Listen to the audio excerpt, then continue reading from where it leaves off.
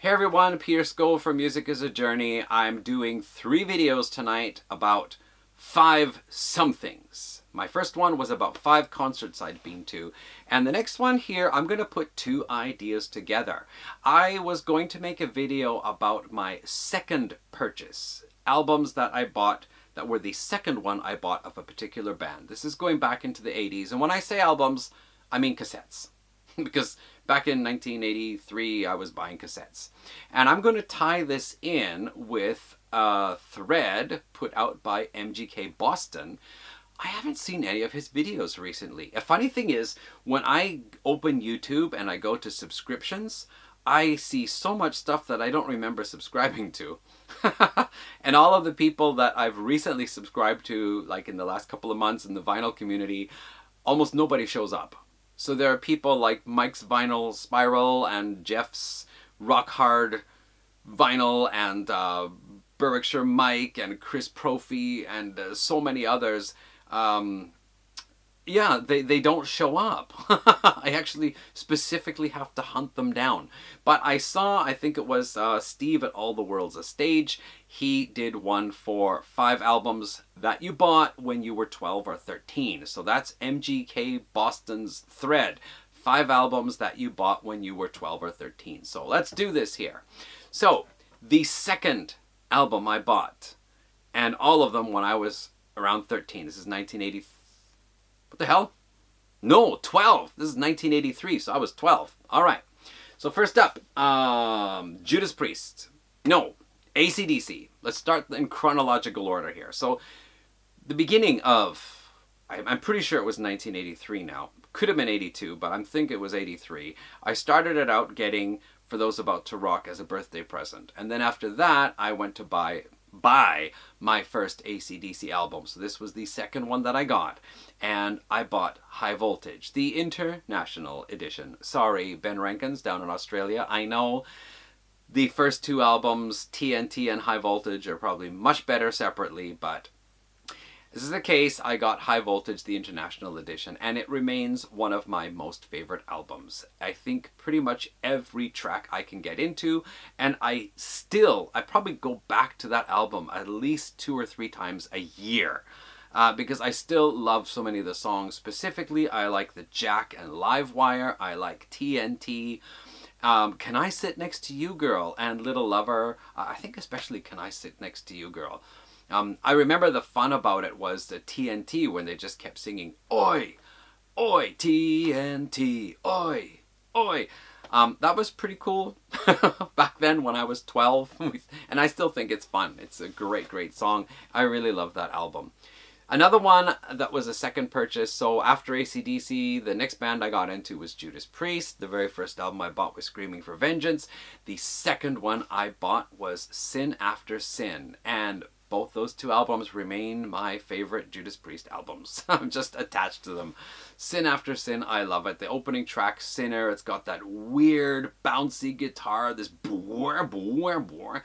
And then it goes in with a rather long track, over 6 minutes long, with this instrumental break in the middle. Lots of riffs going on. I think I remember reading that Kronos of Venom, he and his buddies used to call that album riff after riff, because there were so many riffs on that album.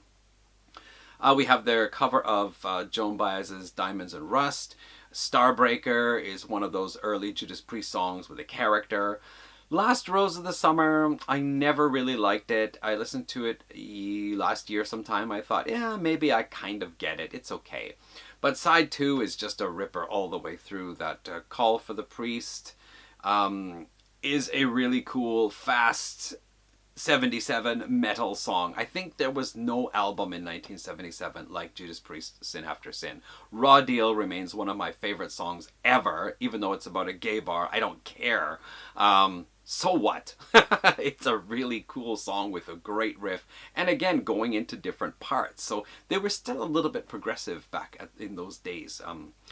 Here Come the Tears, which is again a 3-part song, and then Dissident Aggressor at the very end, later on covered by Slayer. Just a really great, great album, that one, Sin After Sin.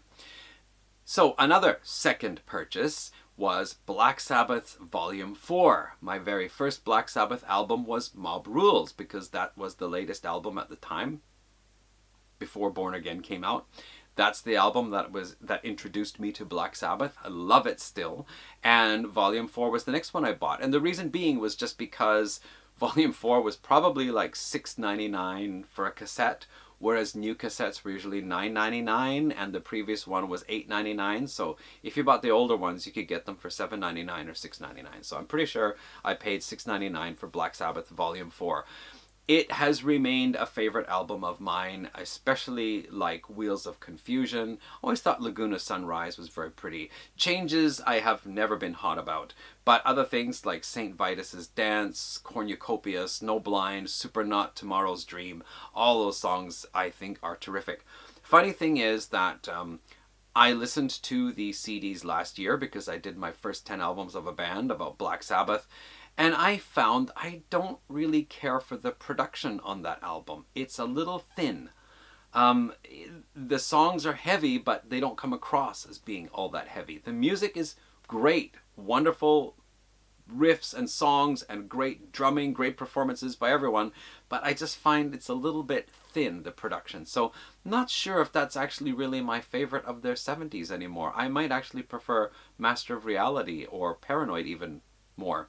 But anyway, okay, what else was there? Iron Maiden. My first one was Number of the Beast, but my second purchase was the debut album, which again has remained a favorite of mine.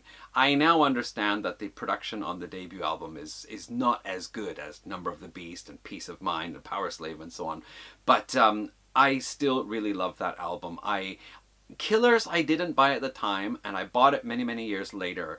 And even though I know that's a fan favorite, I haven't really sunk into Killers so much. But I really love the debut. And it's quite progressive in songs like Phantom of the Opera, Transylvania.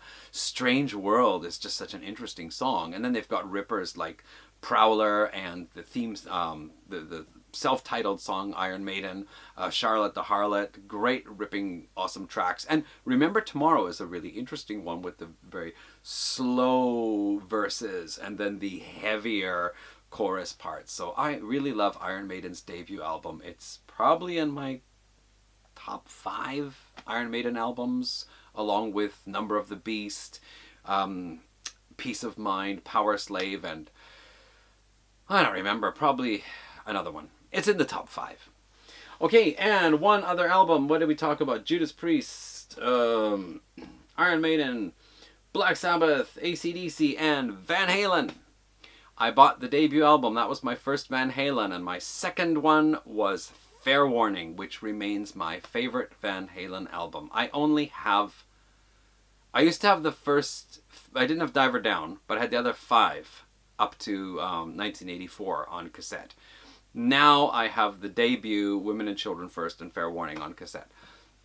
I think those are the only ones I really need to have, although I might get one other one. But anyway, Fair Warning, my favorite. Love that Mean Street right from the beginning. Sinner's Swing, I talked about it recently for the F-Bomb and my F-Bomb video.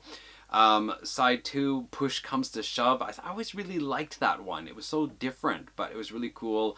Unchained, really heavy. What does it end with, though? It ends with something weird, doesn't it? It ends with some weird instrumental, I think. But aside from that, I think it is a really good, solid album. And once again, my favorite Van Halen album. It's probably the toughest of Van Halen's albums. The toughest, the meanest, the hardest one. So there you go. That is 5 albums that were my second purchases of a band. And also 5 albums I bought when I was 12 or 13. In this case, when I was 12, back in 1983. Okay, MGK Boston, that's for you, dude. All right. And that concludes the second video of my 3 videos tonight. Next one coming up in a moment. All right, everyone. Thanks for watching this one. Bye.